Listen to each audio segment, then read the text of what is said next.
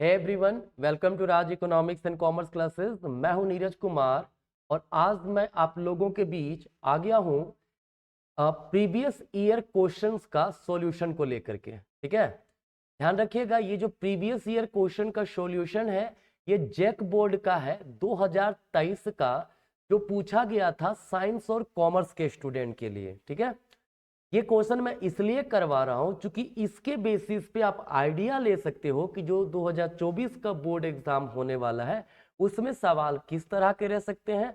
बाकी जो क्वेश्चन पूछे जा चुके वो सारे क्वेश्चन इंपॉर्टेंट है, राइट? तो आप उन क्वेश्चंस को कर लेना बहुत ही जरूरी है ना। तो चलिए सबसे पहला सवाल आज करते हैं, जो कि है, कहता है Which problem of an economy is related to choice of technology? है ना, मतलब अर्थव्यवस्था की किस समस्या का संबंध उत्पाद की तकनीकी के चयन से है। मतलब देखिए, आपको पता होगा हर इकोनॉमी में तीन प्रॉब्लम्स होते हैं मेनली। क्या क्या होते हैं? What to produce and what quantity to produce, ठीक है, how to produce, for whom to produce, मतलब क्या और कितना उत्पादन करें, किसके लिए करें, कैसे उत्पादन करें। ठीक है, तो जब भी चॉइस ऑफ टेक्नोलॉजी की बात आती है तो हमारे पास दो टेक्नोलॉजी होता है, एक होता है लेबर इंटेंसिव, है ना, श्रम गहन, और एक होता है कैपिटल इंटेंसिव, पूंजी गहन। ठीक है, जब हम लोग बात करेंगे चॉइस ऑफ टेक्नोलॉजी तो ये डिस्कशन होता है कैसे उत्पादन करें, हाउ टू प्रोड्यूस। ठीक है, पहला का आंसर होगा ऑप्शन नंबर 2, है ना, हिंदी में कैसे उत्पादन करें। क्लियर है? नेक्स्ट क्वेश्चन आपके पास क्वेश्चन नंबर 2 है, वो क्या कहता है? क्वेश्चन नंबर 2 हमारा है, the capacity of a commodity to satisfy human want is, कहता है किसी भी वस्तु में जो मानवीय आवश्यकताओं को संतुष्ट करने की क्षमता होती है उसे क्या कहते हैं? तो ये डायरेक्ट क्वेश्चन डेफिनेशन से है, क्या है? यूटिलिटी। क्लियर है? क्वेश्चन नंबर 3 हमारे पास है, कहता है who propose the ordinal utility analysis. ठीक है, मतलब क्रमवाचक विश्लेषण, उपयोगिता का क्रमवाचक विश्लेषण किसने दिया है? ठीक है, तो याद रखिएगा जब भी हम बात करते हैं ऑर्डिनल यूटिलिटी तो वो दिया गया था JR. Hicks and RGD. Allen के द्वारा, जबकि अगर कार्डिनल यूटिलिटी बोलेंगे तो वो मार्शल के द्वारा दिया गया है। तो हमारा आंसर क्या होगा? Hicks and Allen. ठीक है, ध्यान रखिए ये भले ही साइंस एंड कॉमर्स में पूछा गया था बट आर्ट्स वाले बच्चों के लिए भी उतना ही इंपॉर्टेंट है जितना साइंस एंड कॉमर्स के लिए है। ठीक है, क्योंकि सिलेबस सेम है, क्वेश्चन पूछने का तरीका भी लगभग सेम ही रहता है। ठीक है, कहता है फ्रॉम द फॉलोइंग फिगर, ये ऑब्जर्व कीजिए कि ये इन इलास्टिक डिमांड है, हाई इलास्टिक डिमांड है, perfectly elastic, perfectly in elastic. ठीक है, देखिए इन इलास्टिक डिमांड की अगर हम बात करें, ठीक है, तो इन इलास्टिक डिमांड में क्या होता है? डिमांड कब जो होता है वो थोड़ा सा स्टीपर होता है। ठीक है, क्लियर है? हाईली इलास्टिक डिमांड की बात करेंगे तो ये थोड़ा सा फ्लैटर होता है।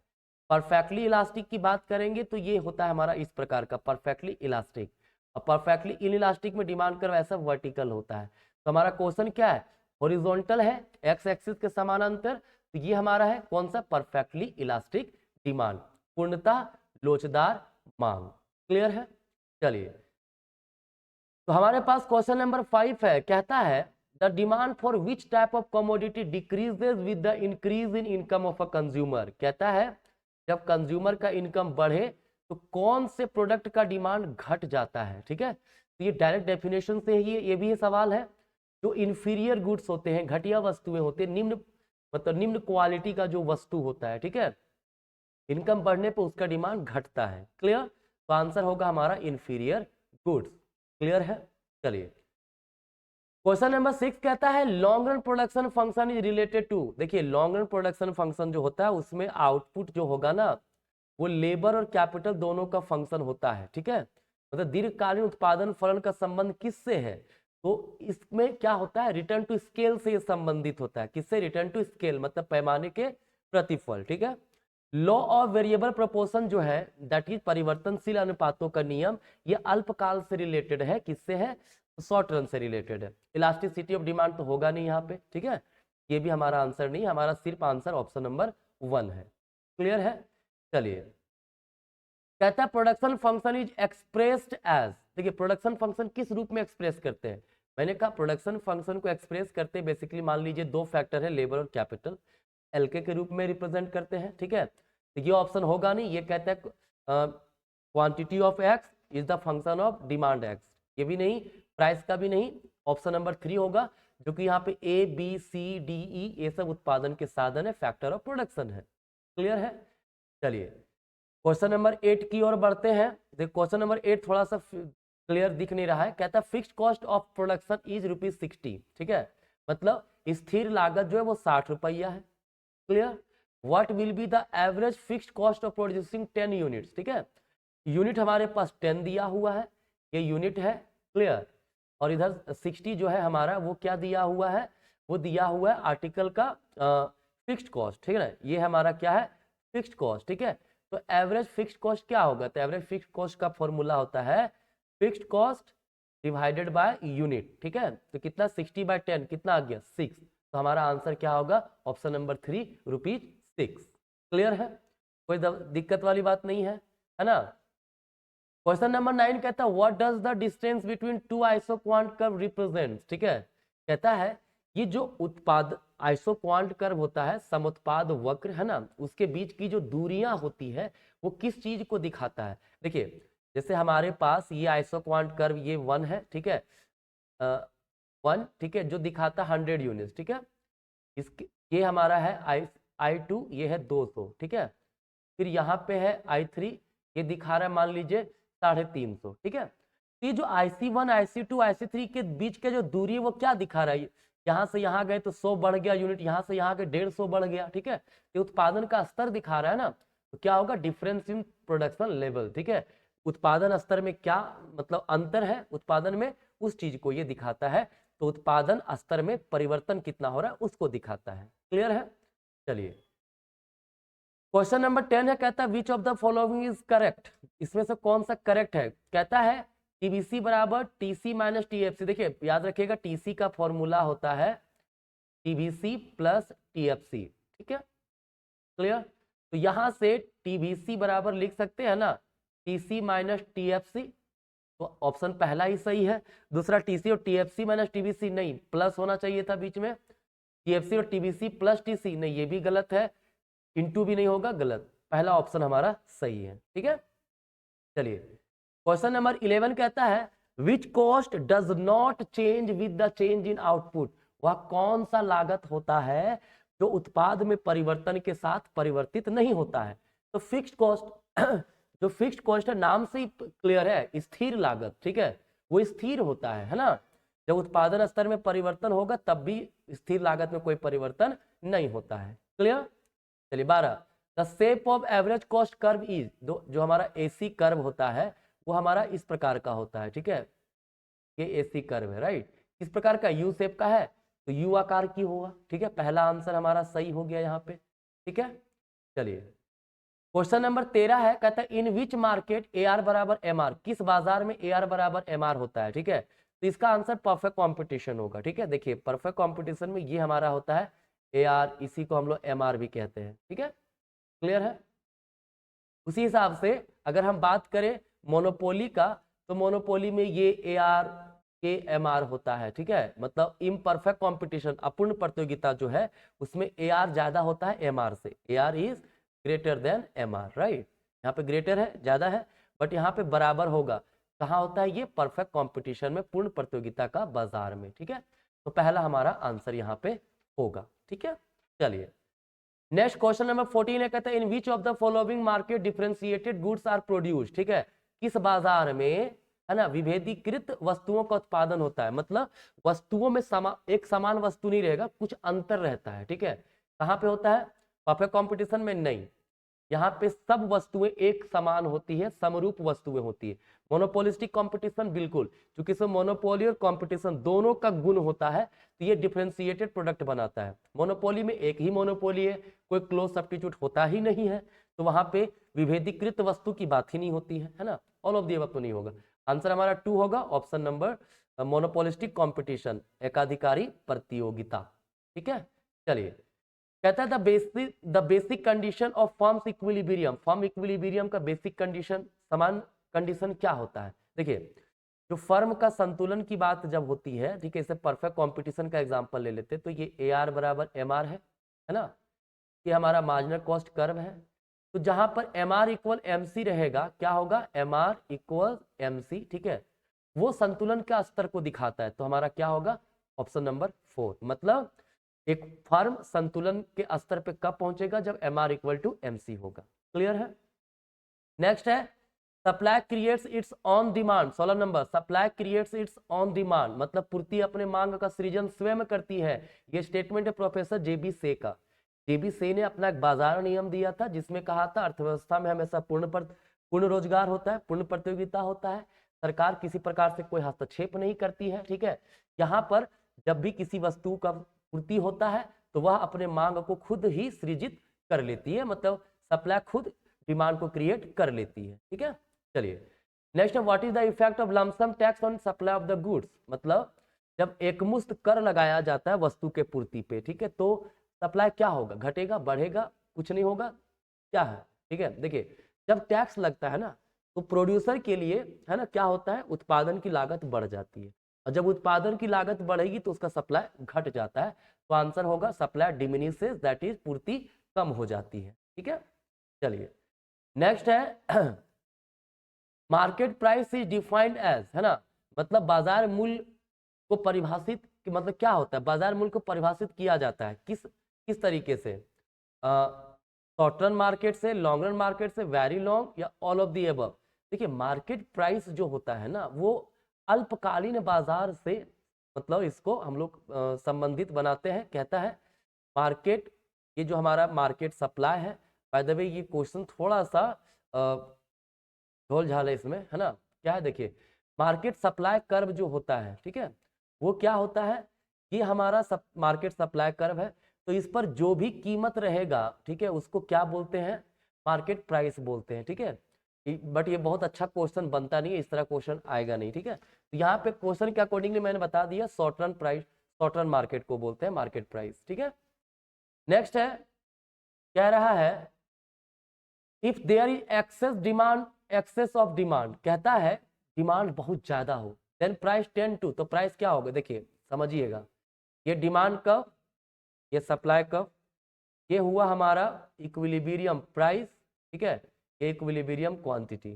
कहता है अगर प्राइस कम हो P1 तो एक्सेस डिमांड है ना, देन प्राइस, तो कीमत की प्रवृत्ति क्या होती है, ऐसे समय में क्या होगा, कीमत यहां से बढ़ेगा, बढ़ करके संतुलन का स्तर पे पहुंचेगा, ठीक है।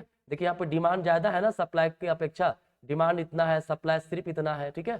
तो जब डिमांड ज्यादा हो, एक्सेस डिमांड, तो वैसी स्थिति में कीमत बढ़ती है और जा करके P1 से एडजस्ट कर जाएगा P पर, जहां पे डिमांड और सप्लाई दोनों बराबर है, ठीक है। तो क्या होगा, इंक्रीजेस, बढ़ती है, वृद्धि होती है, ठीक है।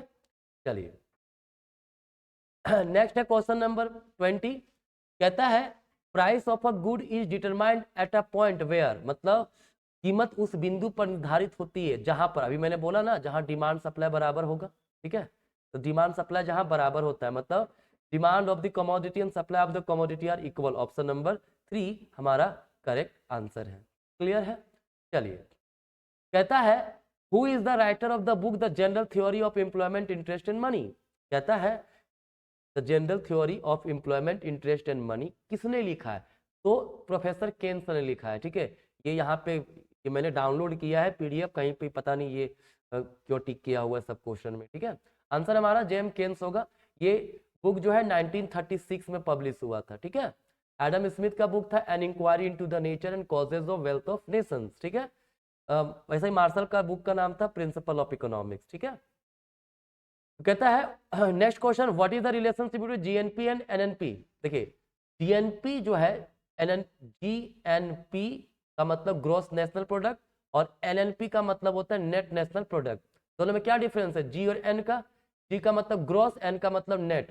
तो जब ग्रॉस में माइनस करते हैं डेप्रिसिएशन, तो हमारा बनता है NNP, ठीक है। तो NNP बराबर क्या होगा, GNP minus depreciation, option number 3। कोई दिक्कत नहीं है। देखिए ये बेसिकली जेक बोर्ड के स्टूडेंट के लिए, लेकिन बाकी कोई भी बोर्ड का एग्जाम अगर दे रहे हैं, माइक्रो मैक्रो सिलेबस में है 12th क्लास में, सबके लिए इंपॉर्टेंट है, ठीक है। और इसीलिए मैं हिंदी इंग्लिश दोनों बता रहा हूं, ठीक है। ऑप्शन 23 है an example of a stock variable, ठीक है। कहता है स्टॉक वेरिएबल क्या होता है, देखिए ऐसा वेरिएबल जो पर्टिकुलर पॉइंट ऑफ टाइम में मेजर किया जाता है, ठीक है, उसको बोलते हैं स्टॉक, है ना। यहाँ पे कैपिटल स्टॉक है, चूंकि इन्फ्लेशन एक फ्लो वेरिएबल है, इनकम भी फ्लो है, एक्सपेंडिचर भी फ्लो वेरिएबल है, ठीक है। तो आंसर हमारा कैपिटल पूंजी होगा, ठीक है। चलिए नेक्स्ट बढ़ते हैं। क्वेश्चन नंबर 24 कहता है to include the value of goods और services more than one time while calculating national income is called. कहता है जब राष्ट्रीय आय की गणना करते हैं उसमें किसी वस्तु या सेवा का मूल्य एक से अधिक बार अगर हम लोग माप लिए, शामिल कर लिए, तो उसे क्या कहते हैं, उसे डबल काउंटिंग बोलते हैं। ठीक है। चलिए नेक्स्ट क्वेश्चन है क्वेश्चन नंबर 25। कहता है wheat is an intermediate good in manufacturing of which of the following goods. देखिए bread, biscuit, chapati, all of these. Wheat intermediate goods का मतलब क्या होता है, मतलब जिसमें अभी और वैल्यू ऐड करना बाकी और मूल्य उसमें बढ़ा सके, ठीक है। मतलब वो अभी कंज्यूम करने के लायक नहीं है, ठीक है। कंजम्पशन प्री जो होता है ना, जो फिनिश्ड गुड्स उसके पहले वाला स्थिति में है। तो विट से हम लोग बना सकते हैं ब्रेड, तो ब्रेड का इंटरमीडिएट हो गया विट। बिस्किट बना सकते हैं तो बिस्किट का इंटरमीडिएट क्या हो गया, विट।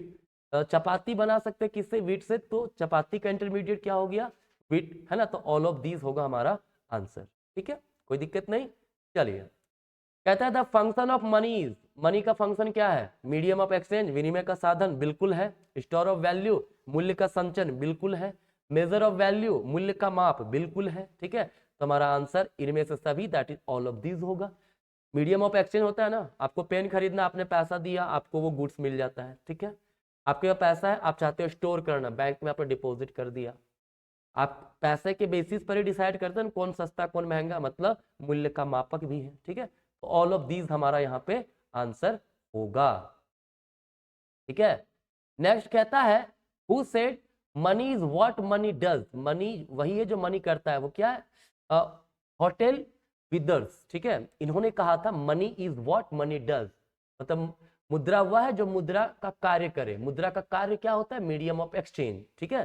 तो मतलब विनिमय का साधन, मुद्रा क्या होता है, विनिमय का साधन, क्योंकि उसका काम है विनिमय करना, ठीक है।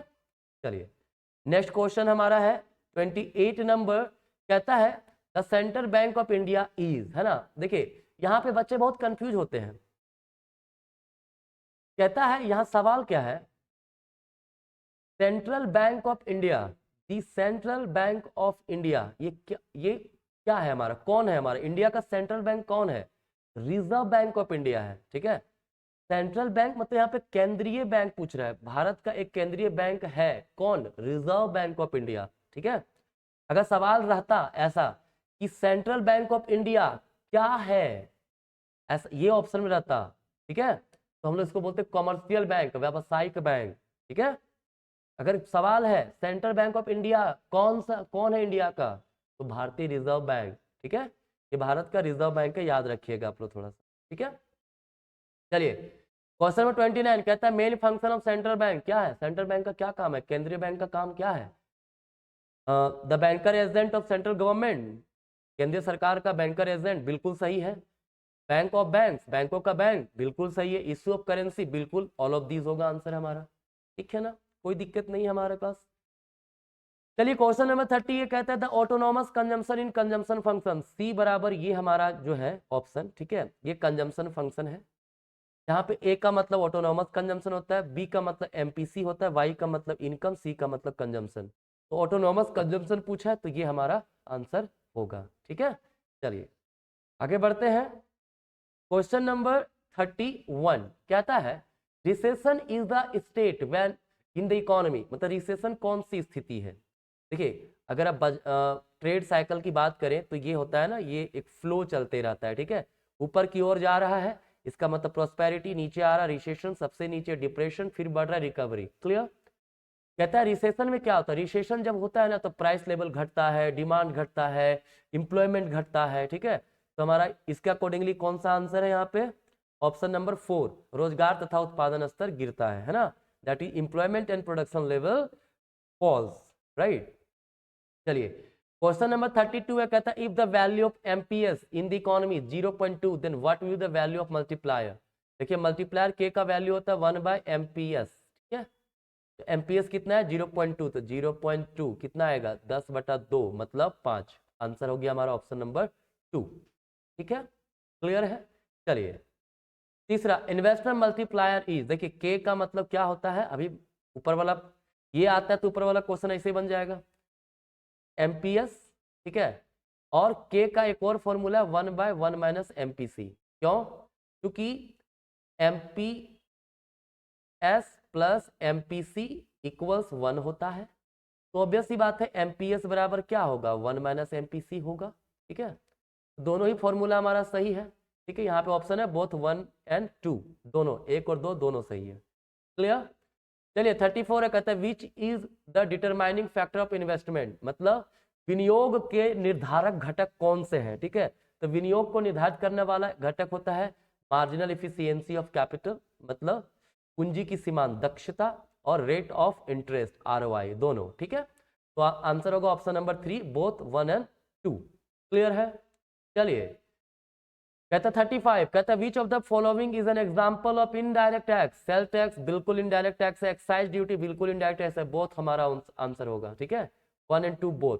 क्लियर, इनकम टैक्स हमारा डायरेक्ट टैक्स होता है। ठीक है, ये क्या है direct tax. Clear, direct tax वो होता है जिसका बर्डन, जिसका भार आप शिफ्ट नहीं कर सकते हैं। इनडायरेक्ट टैक्स जिसका बर्डन, जिसका जो भार होता है उसको आप दूसरों पे शिफ्ट कर सकते हैं।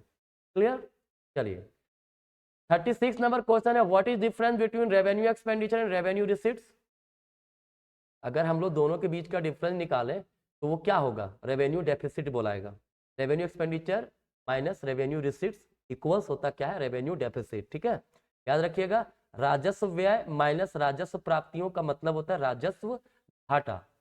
क्लियर है। चलिए क्वेश्चन नंबर 37 कहता है foreign exchange rate is determined by, इसके द्वारा विदेशी विनिमय दर का निर्धारण होता है। तो विदेशी विनिमय की मांग और विदेशी विनिमय की पूर्ति जहां बराबर होगा उसी के द्वारा उस रेट का डिटर्मिनेशन होगा। इकोनॉमिक्स में डिमांड और सप्लाई का बहुत बड़ा रोल है। ठीक है, चलिए नेक्स्ट है क्वेश्चन नंबर 38, कहता है बैलेंस ऑफ ट्रेड मीन्स, इसका मतलब क्या होगा, import and export of goods. बिल्कुल, बैलेंस ऑफ ट्रेड में सिर्फ और सिर्फ वस्तुओं के आयात एवं निर्यात को शामिल किया जाता है। ठीक है, अगर capital transaction, total debit credit ये सब चीज लेने लगे तो वो बैलेंस ऑफ पेमेंट बन जाएगा, भुगतान संतुलन। लेकिन सवाल सिर्फ है बैलेंस ऑफ ट्रेड, मतलब व्यापार संतुलन है, भुगतान संतुलन नहीं है। तो व्यापार संतुलन क्या होगा, सिर्फ import export of goods. Clear. चलिए कहता है विच of the following item is a component of current account balance of payment. ठीक है, देखिए बैलेंस ऑफ पेमेंट में दो अकाउंट होता है, करंट अकाउंट कंपोनेंट और कैपिटल अकाउंट। ठीक है, ये करंट अकाउंट और कैपिटल अकाउंट। ठीक है, कैपिटल अकाउंट में लोन वगैरह सब कुछ शामिल किया जाता है। करंट अकाउंट में क्या होता है, किसी भी प्रकार का एक्सपोर्ट इंपोर्ट गुड्स वगैरह का करते वो, तो हमारा ऑप्शन 4 होगा। क्योंकि foreign direct investment capital account में जाता है, फॉरेन एड जो होता है ये भी कैपिटल अकाउंट में, फॉरेन डेट जो होता है ये तीनों के तीनों जाते हैं किसमें, कैपिटल अकाउंट में। करंट अकाउंट में एक्सपोर्ट इंपोर्ट ऑफ गुड्स हो गया, ठीक है, उसके सर्विसेज हो गए, है ना, ये सब चीजें। क्लियर। चलिए आज का एमसीक्यू का लास्ट क्वेश्चन हम लोग कर रहे हैं, which of the following is the economic reason for imbalance in balance of payment, मतलब बैलेंस ऑफ पेमेंट में जो परिवर्तन होता है, ठीक है, उसका आर्थिक कारण क्या हो सकता है। तो बिजनेस साइकिल एक आर्थिक कारण है जिसके द्वारा बैलेंस ऑफ पेमेंट में इम्बैलेंस आता है, मतलब असंतुलन उत्पन्न होता है। ठीक है, तो ये आज का आपका था 40 इंपॉर्टेंट एमसीक्यू जो आपके एग्जामिनेशन पॉइंट ऑफ व्यू से बहुत इंपॉर्टेंट है। ये पिछले साल पूछा गया है चेक बोर्ड में साइंस एंड कॉमर्स के बच्चों को। ठीक है, बट ये साइंस हो, कॉमर्स हो, आर्ट्स हो, कोई बच्चे सभी के लिए इंपॉर्टेंट है। तो आज का यहीं तक, मिलेंगे नेक्स्ट क्लास में, तब तक के लिए सभी को धन्यवाद।